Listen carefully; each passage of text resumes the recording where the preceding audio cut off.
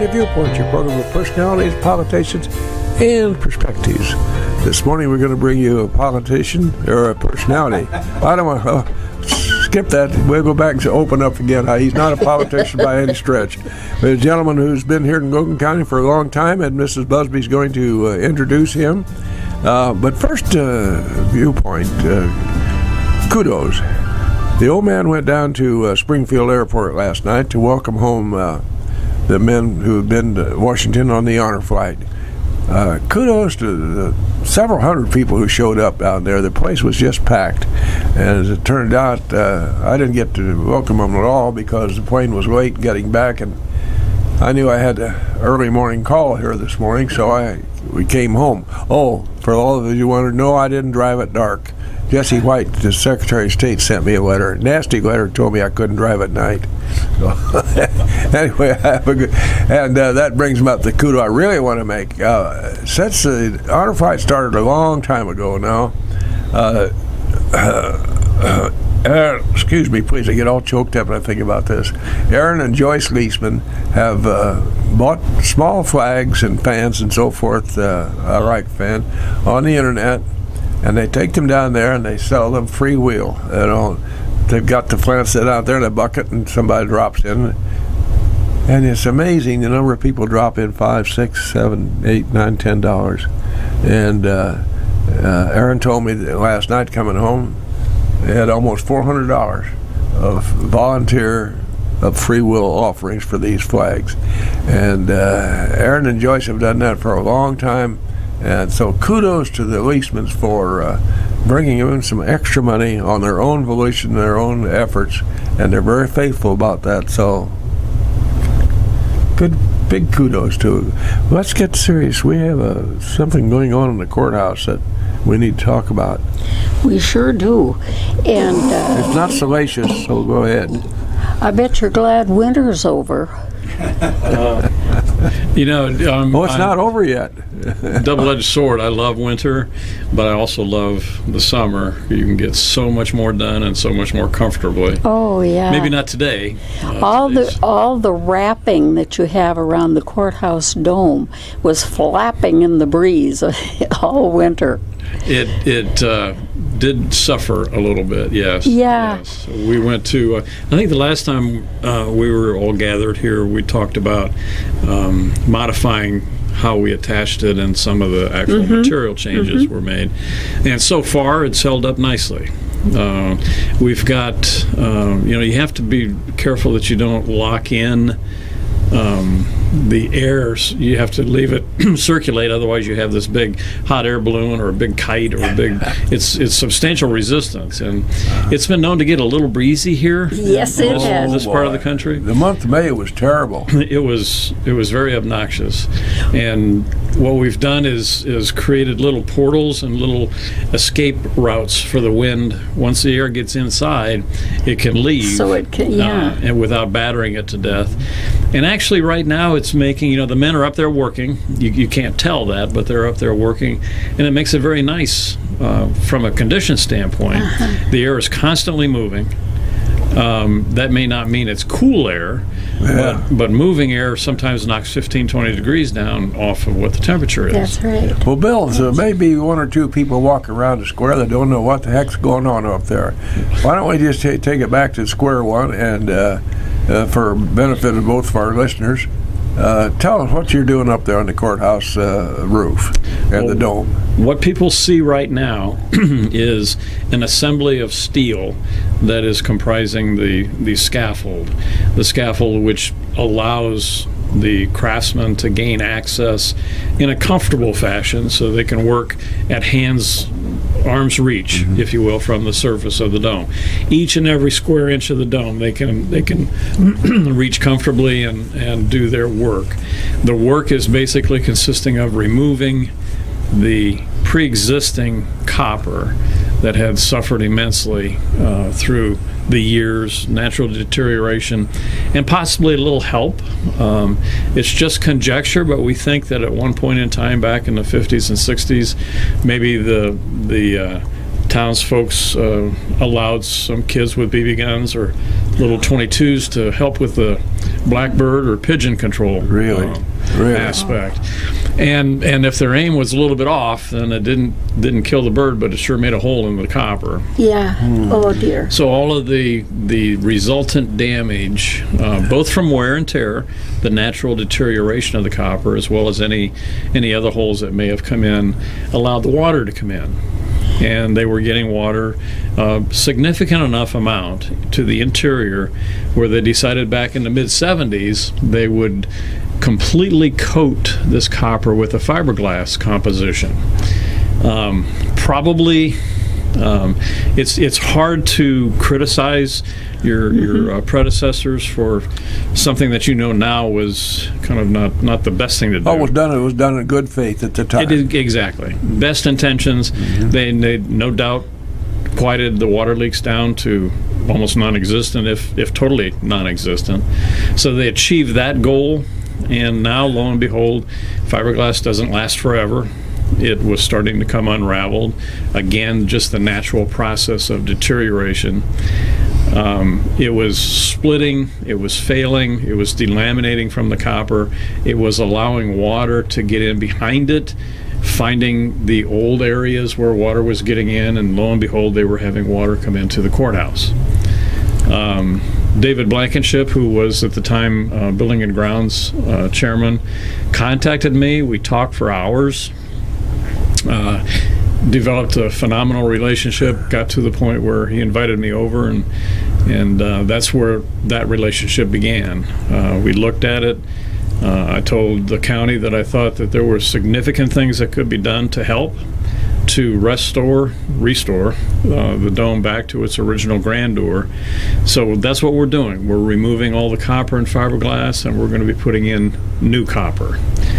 You know, you had told us when we first met that every once in a while somebody'd say, "Oh, what the hey, let's just tear the thing down and start over again," and that just made my blood run cold. It attacks you in all the weirdest ways. You have this empty feeling inside of you that you're going to miss something that cannot be replaced. That's right. Well, you know, we always start with kudos. So we'll go a little further into the program for another kudo. That would be the taxpayers who approved the referendum that this work could be done. Yes. At not too much of a cost to the taxpayers, thanks to the bond issues.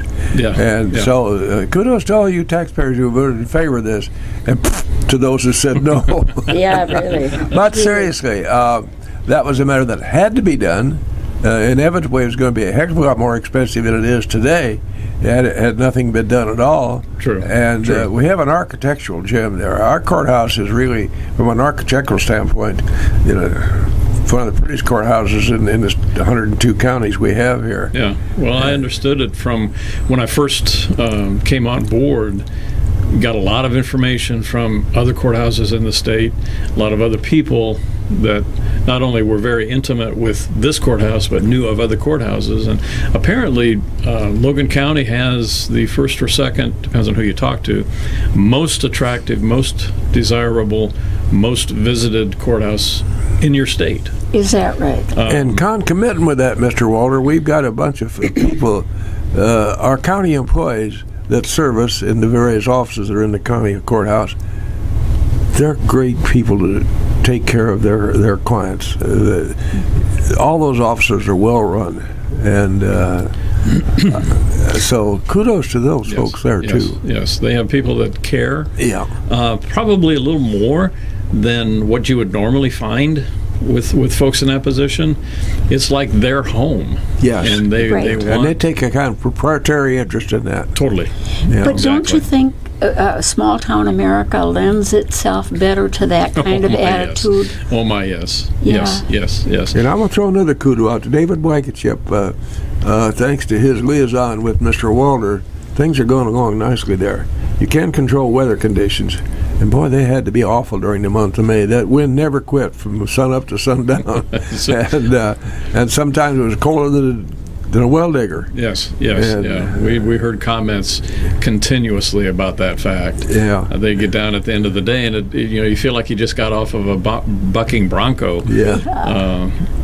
much like when you get off of an amusement park ride, you have that sensation like, well, this might go away in an hour. So the walls are still groaning with all that weight up there with the various girders and everything you've had to use for superstructure. Right. And at what time do you contemplate on the calendar that the walls will start relieving themselves a little bit? Well, since the last time we got together and talked, a lot of things have been occurring. Again, because it's behind this magical shroud, you can't see a lot of it, but currently, as of today's date, we have all of the old material, fiberglass and copper, off the dome. We are making repairs then to the substrate, the metal and the lightweight concrete that comprise the dome itself. As you can imagine, the years and years and years of damage that the water has created all makes for little potholes, little weakened areas. Those have to be fortified before we can put the new copper back on. That is virtually complete. We have relations with a company in Canada who is supplying a lot of the copper, along with a company in Chicago who is supplying the copper. So we're getting it from two different sources, and that is actually allowing us to keep the speed and momentum going with this project. If we had to rely on one contractor or supplier, we'd be hard-pressed to meet any kind of schedule. So they now have significant amounts of the new copper shipped in, and it won't be long, I would say 1 to 2 weeks before we start putting the new copper on. Oh, well. In spots. It's like putting a puzzle together. There are pieces that have to go on first, and then there are pieces that go on second and third, etc. But that's coming along very nicely, and that's a long way around to answer your question. I anticipate we're probably looking to October, maybe. Well, that'll be here really before you know it. Tomorrow, I think. Yeah. It is amazing how all of a sudden when you realize we're at the end of July right now. Yeah. How did that happen? I went to sleep and it was April, and now I woke up, it's July. Yeah. A lot has been done. We're getting very, very close. We'll put the finishing touches on the end of October and November, and that portion will be done. The cupola will be the last thing done. Pardon me, and then we'll start taking the steel scaffolding down. For all intents and purposes, to plain people like me, will it look just like it always has when all is said and done? Except for that bright, shiny penny Yes, routine. right. The shape, the configuration will be the same. Now, having said that, we noticed both when we could still see with the fiberglass, and as we started removing the old copper, there were some elements that were added after the years had gone by, some strengtheners, stiffeners, stabilizers, little pieces, probably imperceptible from the person on the ground, but it was all done to kind of keep everything together. Those will not be put back up. You won't notice it. Nobody will notice it, conceivably. But for all intents and purposes, the shape will be exactly the same. We're putting glass windows up in the cupola where the louvers used to be. Yeah. We're going to be, and this was Dave Blankenship's idea, we're going to put a light system inside the cupola so that it will transmit through these 4 windows and have that as a complement to the light system that is going on the exterior of the courthouse. So come Christmas time, that'll be a nice... Yeah. Speaking of compliments, we have people who make good money to Mr. Ash and WLCN for what's known as commercials. And we're going to fade away and bring in the commercials.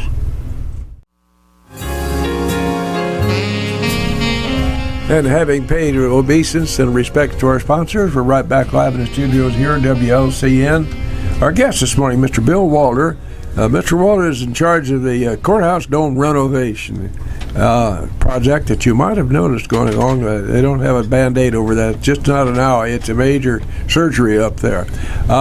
We talked about the acquisition of copper. That's been is it a tough thing to find on the market, Mr. Walter? It has been incredibly interesting, that path And with the current state of affairs in the world, the supply chain issues, the material, the original source of anywhere between electrical components to plumbing components to parts that you need to put an HVAC system together, and here we're talking specifically about the copper, the quantity of copper that we needed, as well as a consistent supply. We don't need it all at once, but we have to have that commitment When you're ready. that it can be produced and ready as we need it. With the COVID situation, we had two issues. The supply of enough copper here domestically. Everything was either shut completely down from an external standpoint, Canada or Europe as other sources of copper. Intercontinental commerce was at a dead stop. So we couldn't rely on external suppliers to help us out. It was all pretty much domestic. And that was a problem from a price standpoint. Prices were just outrageous for a while. Supply, the quantities that we were needed, and that's part of the reason why the project kept getting extended. We could put proposals together, and the prices that were coming in were not acceptable. When we have a budget that we put together initially, it was way beyond the budget, and everybody involved felt totally irresponsible to proceed with that kind of price situation, almost like we were being held hostage. Not anything on purpose by anybody. It's just the way the market worked. The way the market was at the time. Things kind of settled. Commerce opened up between the United States and Canada, and there's a tremendously good supplier up there that we've used before on other projects that all of a sudden now could contribute and be part of. And like I said, another supplier in Chicago. And between the two of them, we now have the supply. We have their unique ability to formulate the pieces as we need them. A lot of the design and fabrication is going to be done at their facility and then brought here, and we just put them in. Oh, really? Which makes it incredibly efficient.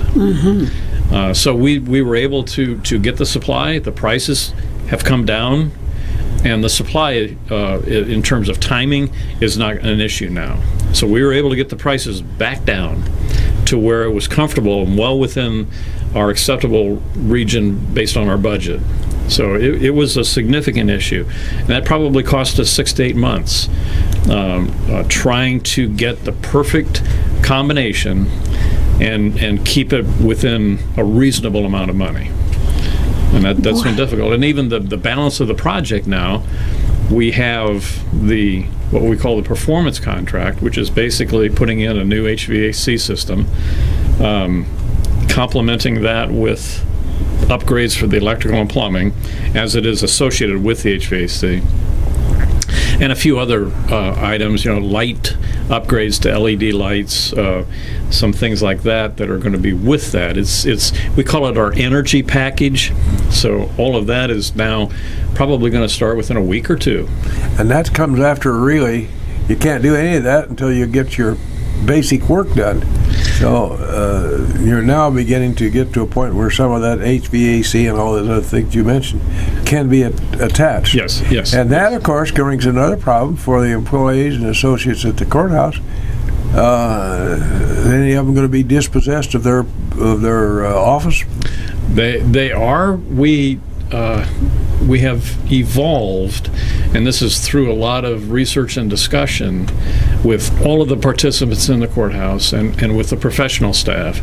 We have looked at it from completely evacuating the whole courthouse and doing our work versus evacuating a floor at a time. So we're opting from, and we believe it can be very successful, to do one floor at a time. So we will be taking out, for instance, the third floor and relocating them to other facilities close to the courthouse. We'll go in and attack the third floor, get that to a point where it is reasonably complete, if not totally complete, and then bring those people back. Then we'll take the second floor or first floor. There's a system that the engineers have laid out. We'll take the second floor, relocate those folks to accommodations reasonably close to the courthouse. Some of the people may even work at home. Really? Temporarily, they may choose, this is just arbitrary, Monday, Wednesday, and Friday they'll be at their office. Tuesday and Thursday they'll work from home, or they'll switch with another individual so that a space that they're being relocated to may be occupied fully, but with 2 or 3 different people taking turns. Just to save space, to make it more efficient, etc. But that's, that all sounds cute, but that doesn't diminish the fact that it'll be incredibly inconvenient. Yeah. 648-5510. Our guest this morning on Viewpoint is Mr. Bill Walter, and Bill is in charge of the courthouse dome renovation, for want of better phraseology, which is exactly what it is. You wonder about it as you came down and come around downtown the square, and you look up there and you see all this white gauze up there. That's plastic, and they've erected that for a reason. The dome has to come off, as we understand it, totally, in sections, I presume, and then be replaced with a new copper roof. Yes. And this is a very involved, very detailed thing. You just can't put down on a piece of legal paper where we're going to do this and have it done. And then inevitably, and I presume almost daily, new problems pop up that you could not anticipate. They always do. I'm going to back up just for a second. You touched on a point as far as just jotting down notes on a legal paper. We went back and looked at historic documents regarding how the courthouse was built and maybe subsequent projects that they had, and the simplicity of the drawings, the simplicity of the specifications. A very, very small, very brief, very cryptic, and yet they got this building built. It's over 100 years old. They did everything correct.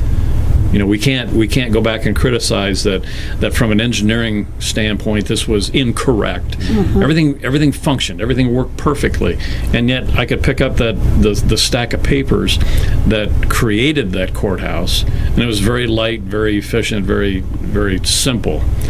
Today, with just a restoration program, I have to have 2-wheel carts and file cabinets and mounds of documents, etc. You have to tip your hat. We think we're the most intelligent generation. We're not, obviously. The computers are the most intelligent generation. The people that had to make things happen without the advantages of computers, high-tech machinery, etc., those are the ones that I'm in awe of. Hats off to them, right? Hats off totally. Well, another example, go right back to the foundation of our country. Those old boys who wrote that stuff. Yes. Think of them. Yes, yes. And think of how foreseeing they were and anticipating things 100 years down the road. Yes, and it's amazing that as much as people try to totally rip apart the Constitution, how all-inclusive the Constitution, that's a relative thing, but basically it takes care of everything. Yeah. And how, like you just said, 200 plus years ago, they knew at that time this is going to be a problem. We need to identify it. We have to take care of this. We have to put parameters on these certain things. They did a fabulous job. Well, it's pretty hard to put a definition on idiot, but they didn't have the idiots back then that we have today. We running around out there thinking they're smart. Yes, yeah. I got thinking the other day, I came right up off of my sofa. This is digressing now, I apologize. But they said that you can't use the word mother. That's one of the most sacred words we have in our English language, and you're supposed to use birth parent or some dumb thing like that. Yeah. You can't imagine the stupidity of people out there. That's sad. It's just incredible. So back to business here. Let's get back on the courthouse roof. When you wrap all that up, do you anticipate being able to get the wrapping off of the dome before bad weather starts this fall? That's our goal. That's our goal. I know that we're going to get a little bit inconvenienced at the very end.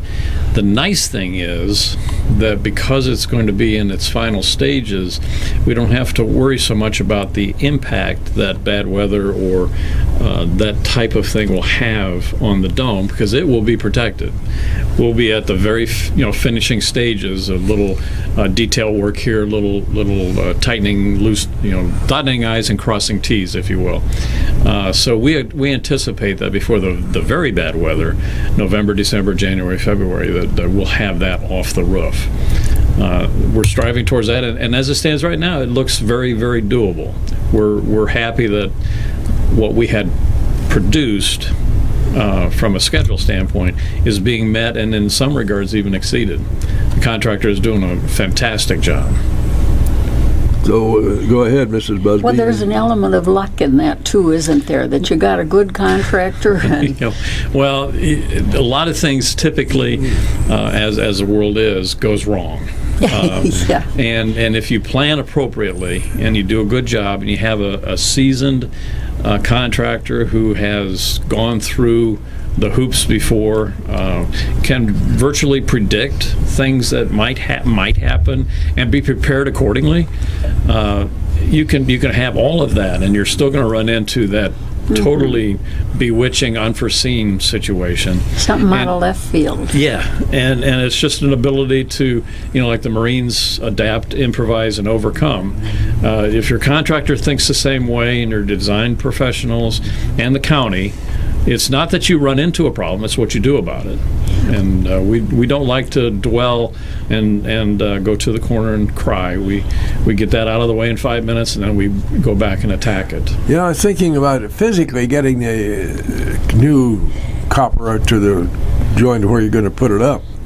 That in and of itself is a pretty good job. I mean, just logistically getting it on the roof. It is, and because you have little breezes that come up periodically here, you have to be careful as to the magnitude of pieces, size-wise, realizing that it's a thin sheet with very, very sharp edges, potentially, that you can't just hoist it up and walk in the face of the high winds and expect it to be in your hands when you get to the destination, but in the right shape that you started out with. Right. So you are correct. They have to pay incredible attention to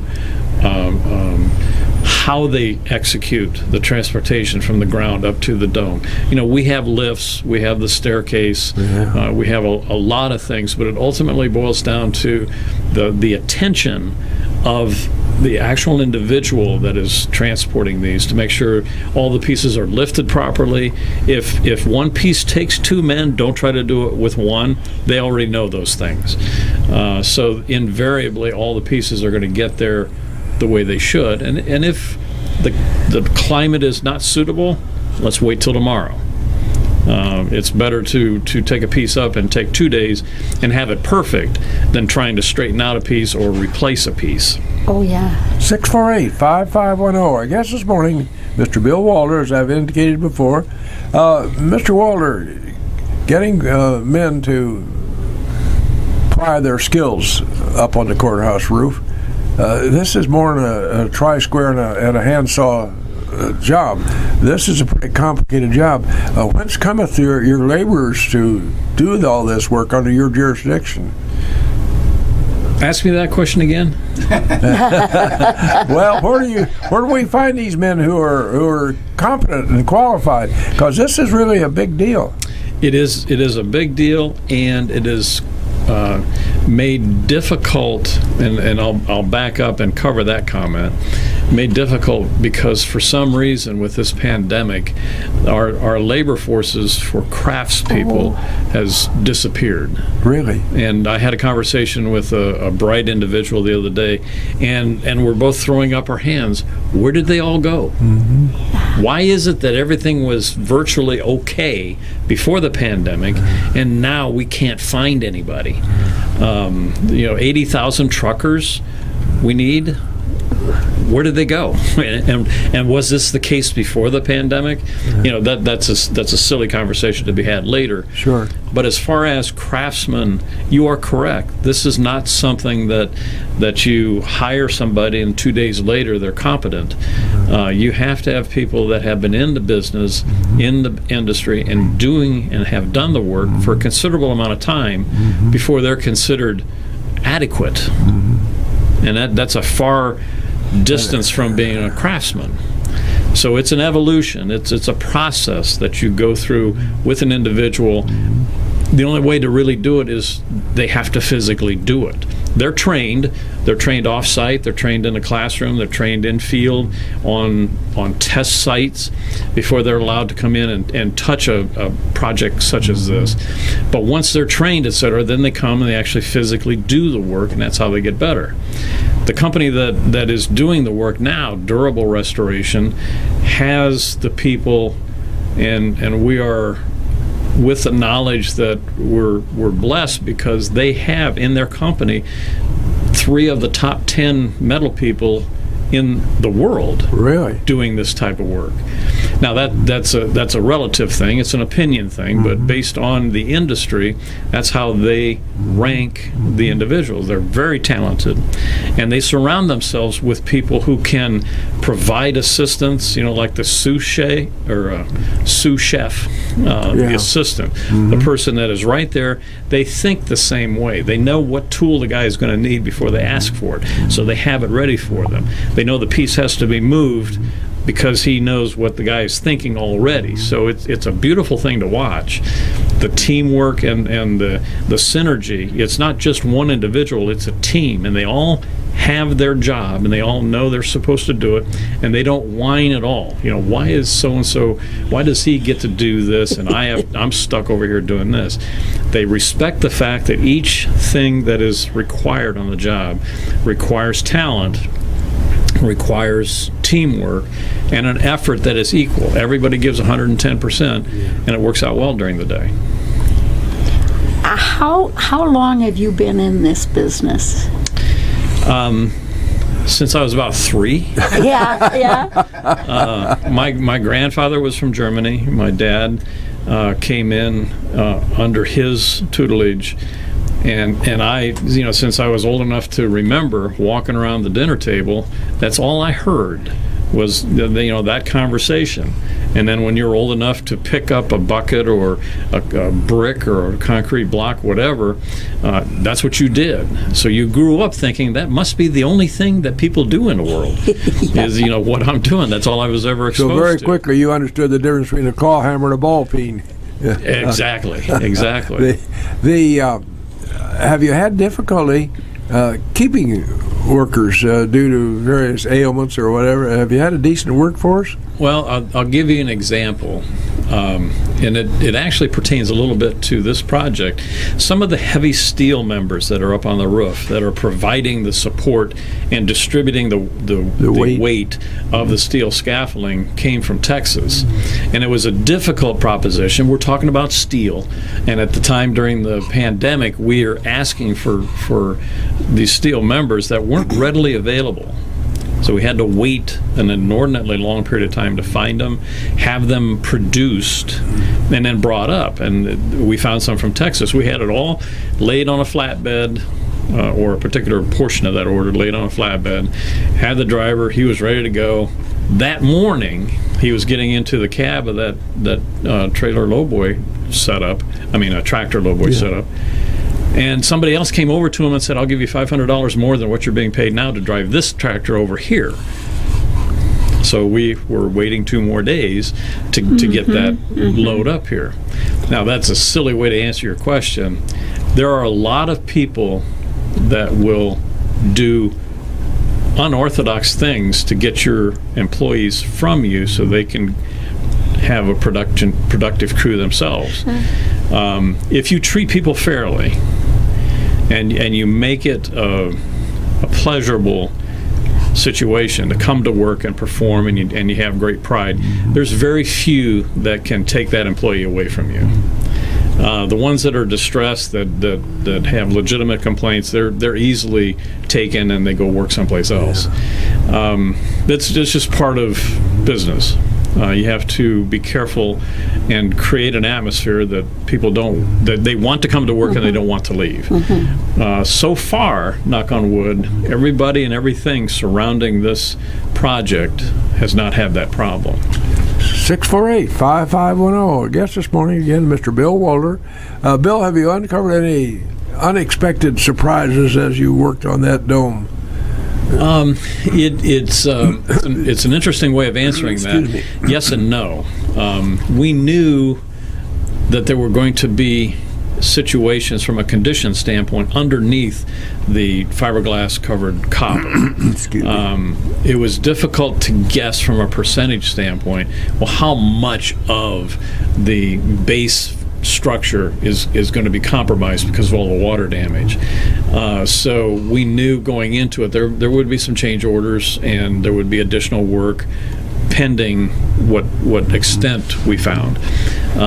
The water table, the dormers that surround the clocks, and most recently we found like an interesting 3 or 4 foot band around the very top. Those seem to be the areas where the water got in over the years and did the most damage, and that structure had to be refortified before we could put the new copper on. Was it a surprise? No, because we knew there had to be something. We would have been pleasantly surprised if we found nothing. We'd have been disappointed because that would then go against all logic that there has to be some damage. We just didn't know how much. After that, no real significant surprises. I think the whole thing with the pandemic has created an attitude amongst people that keep your eyes open, you're about to see anything. Strange things have happened during this last 2 to 3 years. They do that in Pennsylvania Avenue right now.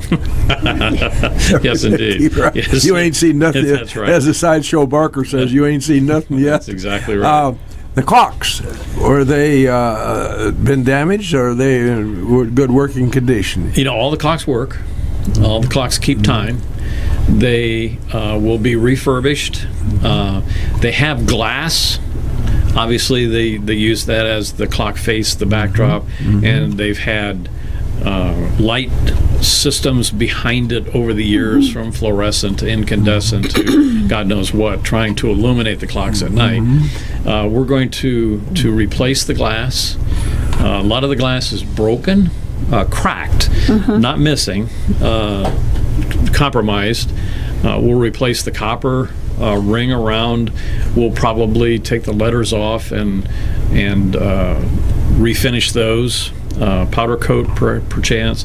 The hands will be taken off, refinished and powder coated, everything put back, and then we'll have a new lighting system behind the clock, so they will be consistently illuminated. The problem with the past types of lighting systems, you could see the light bulb transmitting through the glass. It wasn't a very consistent appearance, but with the LEDs nowadays, it'll be fabulous. It'll be fabulous. So the clock mechanisms and everything are fine. Time marches on, and things change. And Yes. It's been a lot of years since that courthouse was built. What was 1905, 1906? Yeah. Nothing lasts forever, and just if no unanticipated external factors affect it, even after 100 years, things have to be tended to. Things have to be rebolstered, refortified, taken apart and put back together again, treating whatever corrosion, whatever deteriorating processes, so that they're stopped and then preserved, so that hopefully we get another 50 to 100 years out of it. The thing that gives us confidence is knowing that these were built. This building was built 100 years ago. If we do our job right, there's no reason to believe that it won't last another 100 years. And that's the confidence that we go into this with. Well, you've got yourself a heck of a job there. this is what gets us out of bed every morning. What was the date that you started this project? Oh my word. Start was back in February of 2019 when I first started talking to David.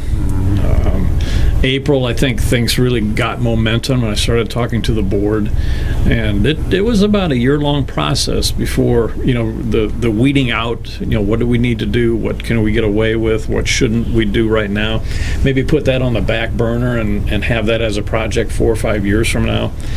And then the whole compilation of how do we now go to the tax people or the county people and say we want to allocate some of the tax money to pay for this, and when you think at that time 60% of the people voted in favor of this, which was unheard of. But I think it's a testimony to Dave Blankenship and the rest of the county individuals who prepared this package and presented it to the county. It was solid, it made sense, and there was no waste. Nothing that people could grab onto and say, I don't understand where you're spending that money, or I don't agree with that. Everything made sense, and I think that's what made it fly. He did a good job. Common sense goes a long way, doesn't it? It's the only thing that goes that far. Yeah. There's a dearth of that somewhere in many places. You taxpayers out there, you see your county board members, give them a pat on the shoulders, and look for Dave Blankenship and take him in the Spirited Republic and buy him a drink of some sort. In appreciation for Dave had a lot of work on behalf of the county board in liaison work with Mr. Walter's firm, and they worked tightly together, and it enters to the benefit of the county taxpayers. Is